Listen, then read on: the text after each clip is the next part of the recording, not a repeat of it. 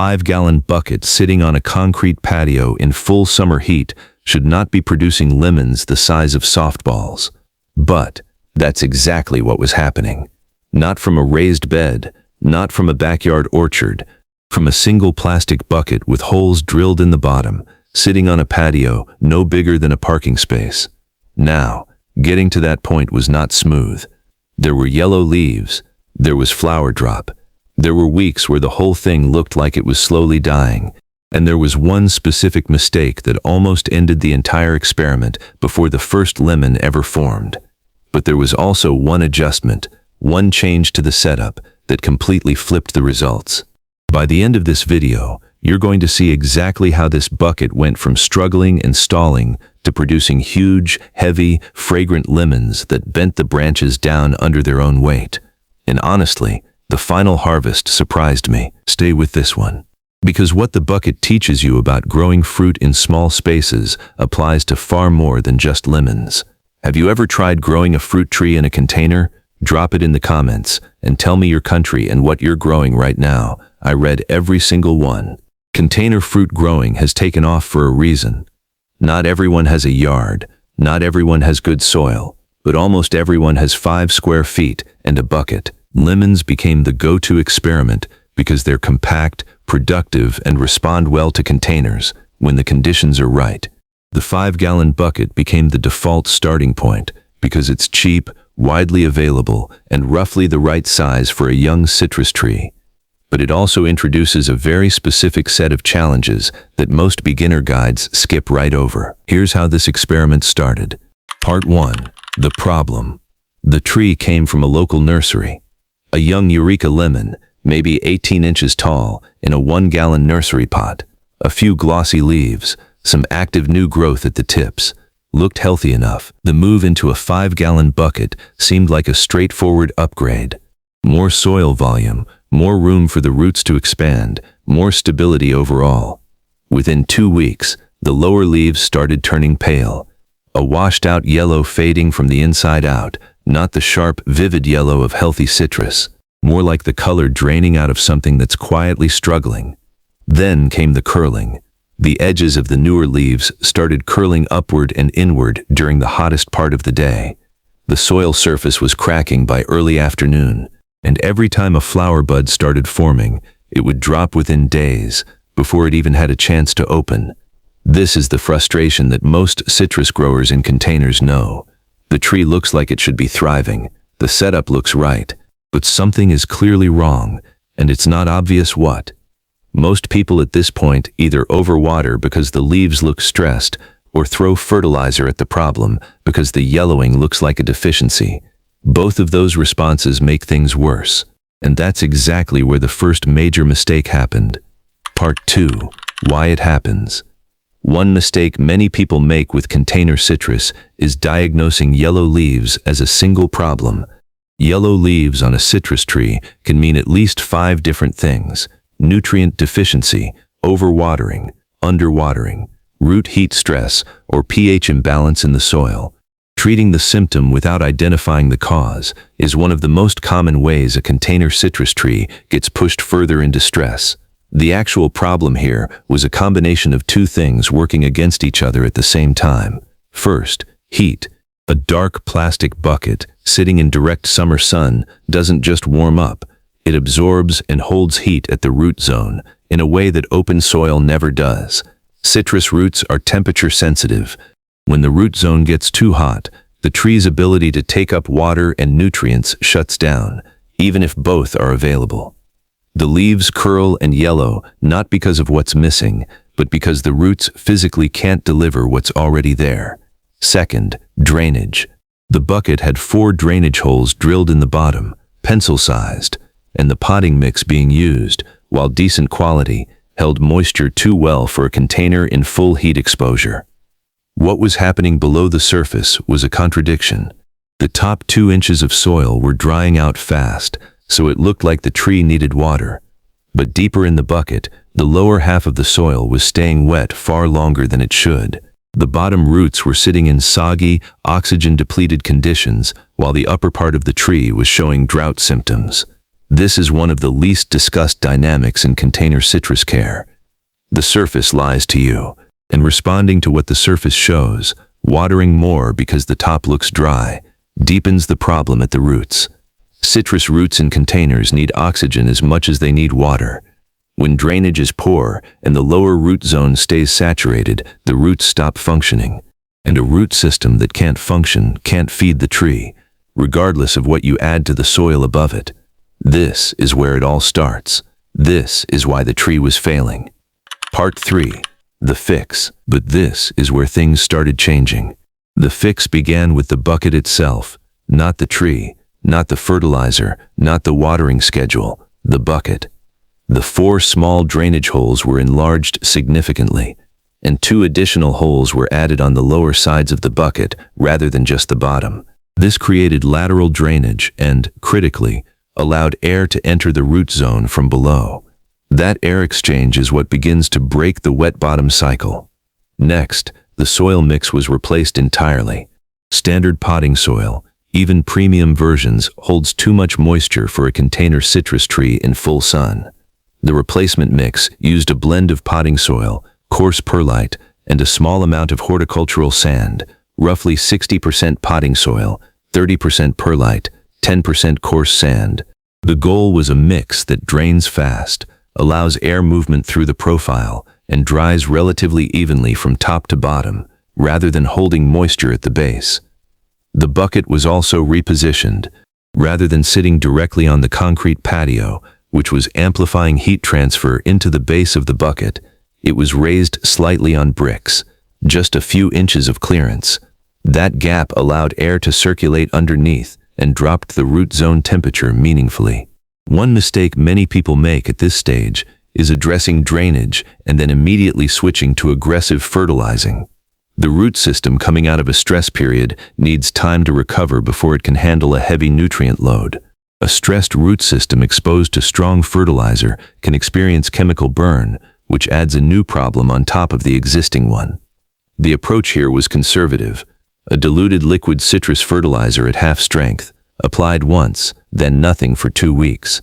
Let the root system stabilize first. Feed it after it's recovered, not while it's still recovering. Within 10 days, the pale yellow leaves stopped appearing. New growth resumed at the branch tips, and the leaf curling, the most visible sign of ongoing stress, began to ease. The difference became obvious within 2 weeks. Part 4. The transformation. But this is where things started getting genuinely interesting. The flower drop had been the most discouraging part of the early weeks. Bud after bud forming and then falling, sometimes before opening, sometimes right after the petals spread. That kind of repeated loss, week after week, erodes your confidence in the whole setup. After the drainage and soil corrections, watering was shifted to a deep, infrequent rhythm. Not a light daily top-up, a full, thorough soak, water applied slowly until it ran freely from every drainage hole, and then nothing until the top 2 inches were genuinely dry. Not surface dry, dry when a finger pushed into the soil met resistance and came out clean. This rhythm, deep soak, then real dry down, is the single most impactful watering change you can make with container citrus. It forces the roots to extend downward in search of moisture, which builds a stronger root system, and it ensures the lower root zone gets oxygen between waterings instead of staying perpetually damp. The fertilizer was also adjusted based on what the tree was trying to do. High nitrogen fertilizers push leafy green growth, which looks healthy and feels productive. But during flowering and early fruit set, the tree needs phosphorus and potassium more than nitrogen. Those 2 nutrients support root development, flower retention, and early fruit formation. Switching to a citrus-specific slow-release formula with a lower nitrogen ratio made a noticeable difference in how many flowers held on. And then, around month 5, the first real flower cluster appeared that didn't drop. 8 or 9 blossoms in a tight cluster at a branch tip. Small, white, waxy. And the fragrance. If you've never been close to a citrus blossom, this is something that's hard to prepare for. Pure, clean, almost sweet, something between fresh citrus and jasmine. It filled the space around the bucket, in a way that was genuinely unexpected. Several of those blossoms were hand-pollinated with a small, soft brush, and fruit set began. The tiny green lemons that appeared after pollination were almost comically small at first, pea-sized, then marble-sized, then, slowly, noticeably larger week by week. Part 5. The Bucket Secret. At this point, something shifted in how this whole experiment looked. At this point, I stopped thinking of the bucket as a limitation and started realizing it was actually helping control the tree. This is the insight that most container gardening content misses entirely. Ground-planted citrus can take years to begin heavy fruiting. The root system spreads aggressively outward and downward. The tree puts enormous energy into structural growth, and heavy fruiting often doesn't begin until the tree is well established, sometimes years in. Container citrus behaves differently for a biological reason. When roots encounter the walls of the container, the tree registers a signal, a stress cue, that available resources are limited. In response, the tree often shifts energy toward reproduction. Flowering increases.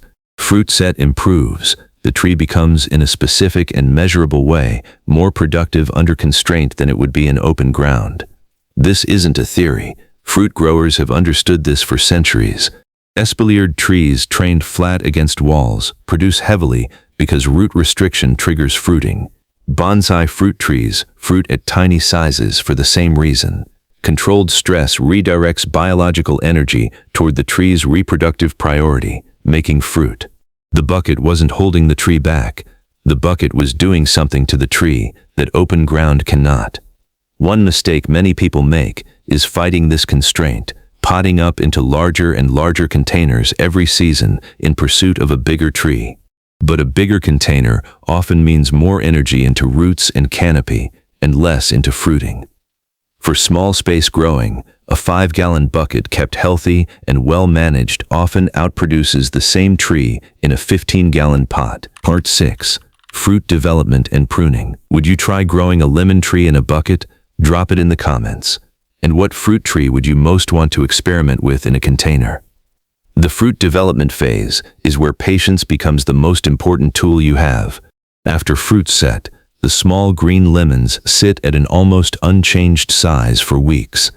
It can look like nothing is happening. Most people would probably give up at this stage or assume something is wrong and start intervening. But something is always happening. The internal development of the fruit, the seed formation, the juice sac development, the cell expansion happens invisibly before any external size change becomes obvious. Light pruning during this period made a significant difference in the final result. Container citrus doesn't need heavy pruning, but removing crossing branches, trimming back long leggy shoots, and opening the canopy to allow light and airflow to reach the interior of the tree improves both tree health and fruit quality. After any branch sets fruit, pinching back its growing tip redirects energy from extending the branch further toward developing the fruit already on it. Fruit thinning was also done deliberately. The tree had set 4 lemons. Allowing all 4 to develop on a 5-gallon tree would spread the available energy across too many fruits and likely result in smaller, less developed lemons at harvest.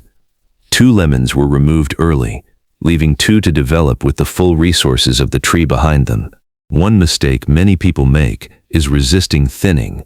Removing fruit feels counterproductive, but the fruit that remains grows larger, develops more fully, and holds on more reliably than if the tree is carrying more than it can properly support. By month 7, the 2 remaining lemons had grown to a size that was genuinely surprising, rounder and fuller than the typical grocery store lemon. Heavy enough that the branches holding them were bending noticeably downward. The skin was still green, which is normal. Lemon color is driven by temperature, not ripeness. In warm conditions, a fully ripe lemon can stay green. The test for ripeness is the give, a gentle press that yields slightly, and the intensity of the citrus fragrance from the skin even before cutting. Part 7. The harvest. And then the moment came, the same bucket that had yellowing leaves in month 2.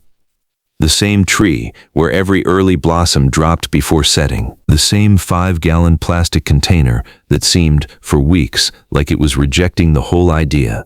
Now had 2 lemons, large, heavy, fragrant, that were ready.